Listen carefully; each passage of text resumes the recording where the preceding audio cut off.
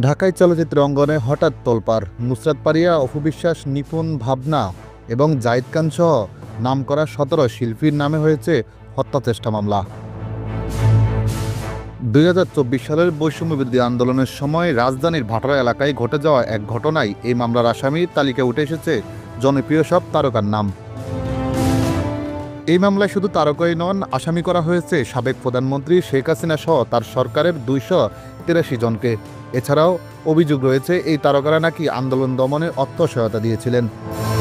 এছাড়াও আসামি করা হয়েছে চিত্রনায়িকা অভিনেত্রী সুবর্ণা মোস্তফা, রোকেয়া প্রাচী, সোয়ানা সাবা, মেহের আফরোজ শাওন, জ্যোতিকা জ্যোতি, চিত্রনায়ক সাইমান সাদিক, আজিজুল হক সহ আরও অনেকে। ভাটারা থানার ওসি বিষয়টি নিশ্চিত করে জানিয়েছেন, আইন অনুযায়ী সব কার্যক্রম চলছে, তবে সত্য মিথ্যার বিচার করবে আদালত। এদিকে এই ঘটনা সাধারণ মানুষের মাঝে চলছে নানা জল্পনা কল্পনা। Mehedi Hasan Mamun, digital post, live, Dhaka.